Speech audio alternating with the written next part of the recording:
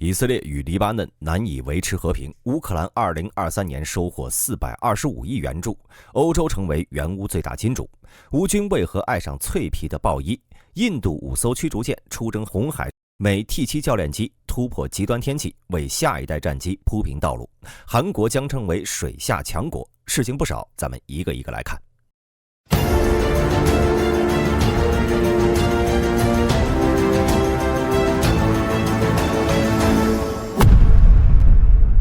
根据路透社12月27号报道，以色列前国防部长本尼甘茨表示，以色列北部边界的局势必须改变，留给外交手段的时间已经不多了。报道称，甘茨在新闻发布会上说，以色列靠外交手段解决问题的时间已经不多了。如果世界和黎巴嫩政府不采取行动，防止以色列北部居民遭到袭击，并迫使黎巴嫩真主党远离边界，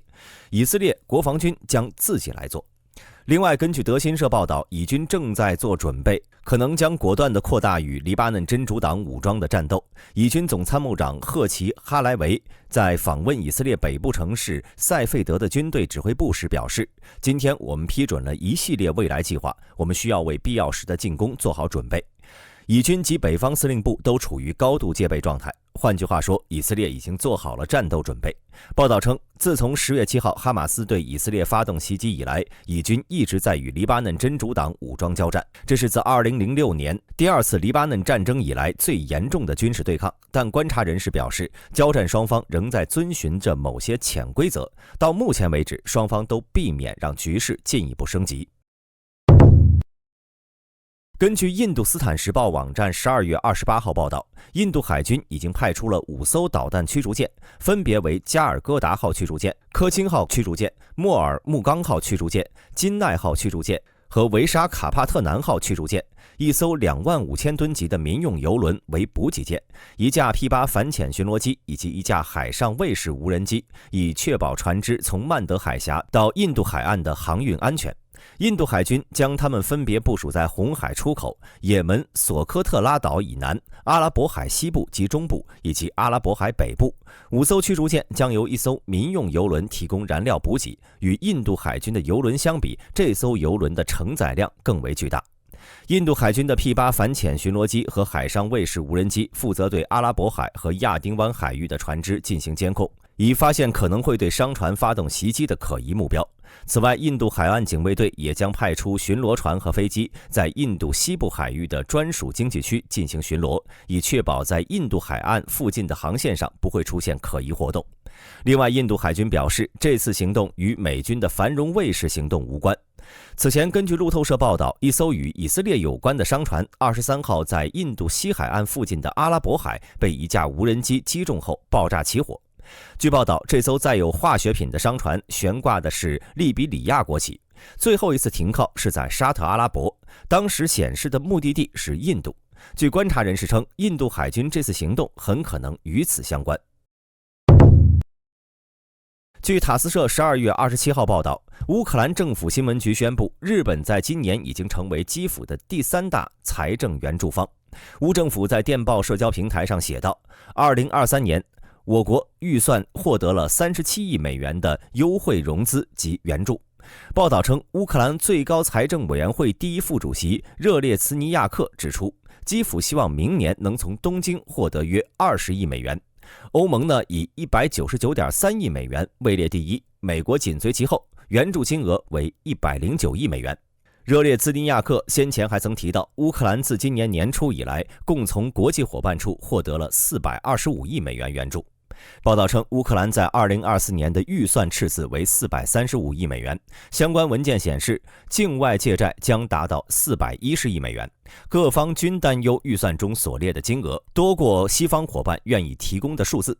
近期以来，由于欧盟领导人在峰会上未能解决向乌提供500亿欧元援助的问题，不安情绪在进一步加剧。乌今年的预算赤字已经创下纪录，是乌克兰无法凭借一己之力填补的。乌前总理阿扎罗夫认为，乌克兰经济如今只能依靠外国经援加以维持，接下来的2024年就要看美国政府的援助了。最近网络上呢，已经出现了乌军豹一 A5 主战坦克战损的相关图片和视频。据悉，战损的这辆坦克属于乌军第44机械化旅，一枚大口径榴弹在附近爆炸，并且将其击伤。坦克成员随即撤离。在乌克兰战场上，俄乌两军抛弃受损的主战装备十分常见。不要说豹 1A5、豹2和 T90M 一旦受损失去行动能力，照样会被抛弃。但问题就在于其后是否能够成功回收。有统计显示，俄军损失的主战坦克中有相当一部分是因为被击伤或者机械故障而被抛弃，甚至有消息称俄军坦克成员会故意损坏装备以避免上战场。但这些消息呢，并未得到俄罗斯国防部等机构的官方证实。尽管比不上更加先进的西方主战坦克，诸如豹2、挑战者和艾布拉姆斯，但公开报道显示，乌克兰士兵对于老式的豹 1A5 评价很高。这种老式坦克呢，除了装甲较薄之外，其火控、机动性和火力等方面都很让人满意。它拥有更好的射击精度，尤其是远程射击的时候。如果要在豹 1A5 和 T64 之间选的话，乌军士兵更愿意选择豹 1A5。要知道，在防护和火力方面，豹 1A5 与乌军装备的大多数苏系坦克都存在着较大差距。不过，乌军喜欢豹 1A5 并不奇怪，因为二战时苏军坦克手也有类似选择。美国援助的谢尔曼坦克同样在火力和装甲方面是比不上 T34，但在可靠性、公路机动性、榴弹威力和车载机枪等方面占据优势，尤其是可靠性。苏军坦克手对谢尔曼相当满意。在乌克兰战场上，坦克的威胁实在太多了。除了对方的主战坦克和各种型号的反坦克导弹之外，最主要的威胁是携带反坦克火箭弹的 FPV 无人机。这些 FPV 无人机可以从不同角度发起攻击，尤其是针对坦克的薄弱部位。即便是挑战者2这样以防护著称的坦克，同样会被击毁，更别说豹 1A5 这样的薄皮坦克了。豹 1A5 最后的手上装甲也不过70毫米。乌克兰方面正在寻找加强其防护能力的方法，可根据能看到的图片和视频看呢，乌军的豹 1A5 坦克却损失很少，似乎只有这一辆，实际损失量呢，有可能都比不上反攻初期的豹2。公开报道显示，在乌克兰战场上很少发生坦克对战，俄乌两军的坦克呢，主要还是为步兵提供直接掩护，打击对方火力点和阵地。在这方面，豹 1A5 完全可以胜任，而且凭借其机动性和射击精度优势，只会干得更好。在反攻初期，乌军曾投入法国援助的 AMX-10RC 轮式坦克。事实表明这种轮式坦克虽然拥有较高的射击精度，被称为轮子上的狙击步枪，但其装甲和越野性能实在是太差了，以至于现在几乎看不到这种轮式坦克出现在激烈战斗的一线了。相比之下，豹 1A5 在机动性和装甲方面都要比 AMX-10RC 更强一些。按照乌军目前的战术，豹 1A5 跟其他型号的主战坦克一样，更多的还是用于防御。打击进攻的俄军，尤其是为俄军步兵提供直接火力支援的坦克和战车。此外，还利用其远程射击精度优势，攻击俄军阵地上的火力点目标。至于担心豹 1A5 的105毫米线膛炮打不穿俄军主战坦克，大可不必。要知道，对面的俄军坦克手呢，可不清楚自己面对的是豹1还是豹2。很多消息显示，俄军坦克手对于豹2很恐惧，在很少的坦克对战中，即便是坦克手训练时间有限的前提下，乌军的豹2都取得了胜利。当然，对面仓促上阵的俄军坦克手同样呢，也训练时间很短。在坦克大赛中跑圈获胜的俄军坦克手们，大多数都已经在战争初期折损了。到底是俄军训练出来的动员兵更有战斗力，还是北约训练出来的乌军更能打？看看战损比就知道了。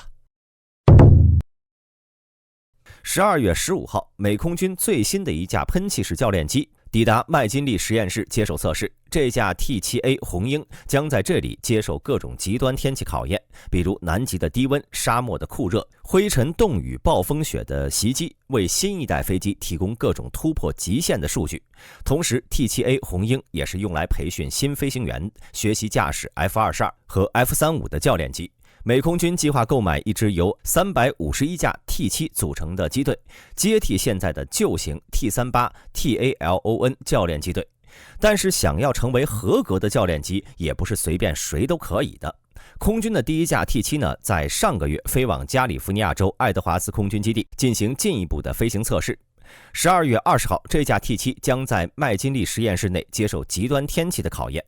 T7 首席开发测试员霍格在声明中表示，红鹰必须能够承受各种环境，而气候实验室会帮助我们了解这一情况，并使新飞机达到要求。美空军和波音公司在今年早些时候表示，气候测试可能会持续约6周，随后会陆续有新的 T7 来此报道。其实类似的实验要求早在1947年就已经开始，在这里测试的飞机、武器和设备多种多样，包括二战时期的 B-29、P-51、P-47，以及坦克、导弹发射器、掩体、喷气式发动机和车辆、轮胎等等。几十年间呢，这间实验室已经经过多次升级和扩建，现在已经拥有了5个房间和其他系统，已经成为最豪华的天气实验室之一了。这间实验室的主室是世界上最大的环境室，是一个21.3米高的绝缘机库，足以测试整架飞机、武器和其他支持系统，甚至能够装得下75.3米的 C5M 超级银河。另外，主室装有2个空气补充单元系统，可以产生-65到165度的温度，而且呢，还能够产生多种湿度条件，并且模拟飞机在德克萨斯州阳光下长时间停放时可能吸收的太阳辐射冲击。麦金利的其他舱室可以产生盐雾，模拟飞机在沿海地区的潮湿环境，或者多年暴露在高度腐蚀性的空间，或者风雨，或者模拟沙尘暴轰炸飞机，就像在中东可能遇到的环境。甚至还有一个舱室可以模拟飞机在高达24384米高空面临的各种压力，并且测试飞机如何处理快速减压的能力。随着实验室模拟环境的提高，才能进一步强化被实验飞机的强度，未来做出的战机才能够更加的强悍。根据美国国家利益12月25号报道，韩国攻击潜艇计划是一项持续的行动，始于20世纪90年代，目的是威胁敌方潜艇和水面舰艇，保护海军基地和通信，并且执行部分侦察任务。报道称，韩国攻击潜艇计划由27艘柴电动力攻击潜艇组成。从上世纪90年代初期开始，韩国在该计划的第一阶段得到了9艘排水量为1200吨的张宝高级潜艇 KSSI。第二阶段呢，韩国海军又得到了9艘装备了不依赖空气推进技术的1800吨级的214型潜艇。这些孙元级潜艇都能够发射巡航导弹，它们被称为 KSS-2， 进一步保证了韩国水下的战斗实力。第三阶段，首尔将需要9艘岛山安昌号级潜艇补充队伍。如今呢，韩国已经建好了其中的2艘 KSS-3， 是3阶段9艘潜艇的称呼。当然呢，它们比前一代德国设计的 KSS-2 潜艇更加强大了，不但能够发射巡航导弹，还能保持20节的时速，同时可以在水下保持20天之多。根据美国海军研究所称，岛山安昌号级潜艇装备了创新的垂直发射系统，这种系统呢可以携带6枚潜射弹道导弹。根据报道称，这种名为玄武44的非核潜射弹道导弹射程为270海里，约合500公里。本月，造船业巨头韩华海洋公司宣布，公司已经与韩国国防研究院签署了一项合同，开发性能更强的隐形潜艇。他们把工作重点呢放在了一种新的消磁装置上，这种装置能够有效地降低潜艇生产的磁场，从而更好地避开雷达探测。韩华海洋公司还获得了一项价值 1.1 万亿韩元，约合 8.45 亿美元的合同，为韩国海军建造一艘3600吨级的潜艇。这艘潜艇的建造工作预计将在2029年前完成。经过2年的测试后，预计将于2031年列装海军。好了，今天的战报就到这里，我是大兵，我们明日战报再见。